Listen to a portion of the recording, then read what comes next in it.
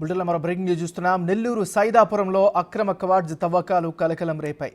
గత వైసీపీ హయాంలో సజ్జల రామకృష్ణారెడ్డి, బిరదవోలు శ్రీకాంత్ రెడ్డి, కొడవలూరు ధనుంజయ రెడ్డి, మాజీ మంత్రి కారుమూరి నాగేశ్వరరావు అల్లుడు సందీప్లు సిండికేటెడ్గా ఏర్పడి అక్రమ మైనింగ్కు పాల్పడినట్లు మైన్స్ యజమాని ఆదూరు బద్రీనాథ్ సిఐడికి ఫిర్యాదు చేశారు. సైదాపురం మండలం జోగినపల్లిలో తనకు 240 ఎకరాలు ఉన్నాయని, వాటిలో 8 మైన్స్ ఉన్నట్లు చెప్పారు ఆయన. గత 2 ఏళ్లుగా తమ పొలాల్లో యథేచ్ఛగా అక్రమ మైనింగ్కు పాల్పడినట్లు ఆరోపించారు. సుమారు 500 నుంచి 800 కోట్ల రూపాయలు విలువ చేసే 1,50,000 టన్నుల క్వాడ్స్ను తరలించేసినట్టు చెప్పారు బద్రీనాథ్.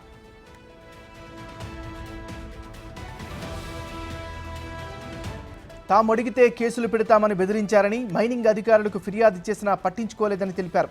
హైకోర్టులో కేసు వేసిన హైకోర్టు ఆదేశాలను ఉల్లంఘించారని చెప్పారు. ఇవాళ సిఐడికి ఫిర్యాదు చేసినట్లు, విచారణ చేపట్టి తగు చర్యలు తీసుకుంటామని అధికారులు చెప్పినట్లు బద్రీనాథ్ తెలిపారు.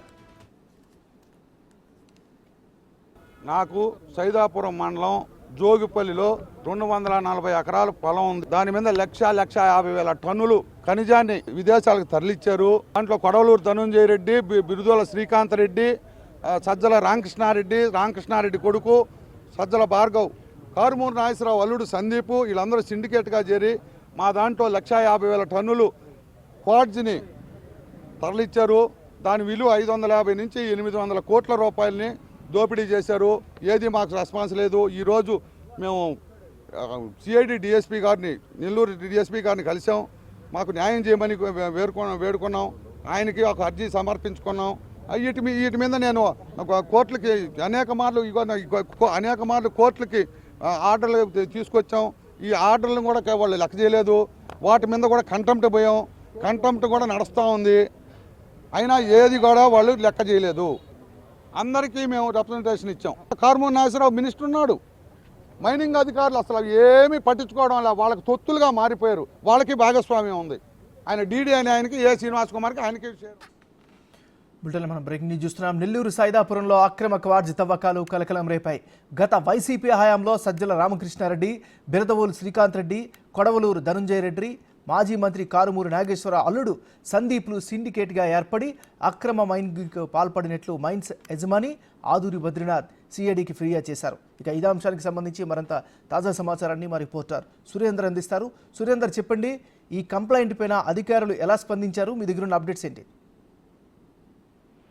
నాగరాజు, నెల్లూరు జిల్లాలో అరుదుగా దొరికేటువంటి ఈ తెల్ల బంగారంగా పిలువబడే క్వాడ్జ్ ఇది ఏపీలోనే నెల్లూరు జిల్లాలో అత్యధికంగా దొరుకుతున్న క్రమంలో గతంలో ఈ తెల్ల బంగారానికి పెద్దగా రేటు లేకపోవడంతో దాని జోలికి ఎవరు పోయినటువంటి పరిస్థితి. వైసీపీ ప్రభుత్వంలో ఈ తెల్ల క్వాడ్జ్ పైన దృష్టి పెట్టినటువంటి వైసీపీ పెద్దలు ఎవరైతే ఉన్నారో ఒక్కసారిగా రేటు లేనటువంటి ఈ యొక్క క్వాడ్జ్ ఏదైతే తెల్ల బంగారం పిలువబడే క్వాడ్జ్ ఏదైతే ఉందో ఒక్కసారిగా టన్ను 30,000 నుంచి 55,000 రూపాయలు టన్ను పలకడంతో కూడా ఇక్కడ ఉన్నటువంటి దాదాపుగా సైదాపురం మండలం కావచ్చు, వెంకటాచల మండలం కావచ్చు, ఇటువంటి ఈ గూడూరు, ఇటు వెంకటగిరికి సంబంధించినటువంటి నియోజకవర్గాల్లో ఉన్నటువంటి మండలాల్లో ఈ క్వాడ్జ్ అత్యధికంగా దొరకతుండడంతో ఇటు వైసీపీ పెద్దలు ఉన్నటువంటి సజ్జల రామకృష్ణారెడ్డి, కారుమూరి నాగేశ్వరరావు, అదేవిధంగా లోకల్ లీడర్లు అయినటువంటి వారందరూ కూడా ఇటు ఈ యొక్క క్వాడ్జీల పైన దృష్టి పెట్టడంతో క్వాడ్జీలు ఎన్నో సంవత్సరాల నుంచి ఆ యొక్క యజమానులుగా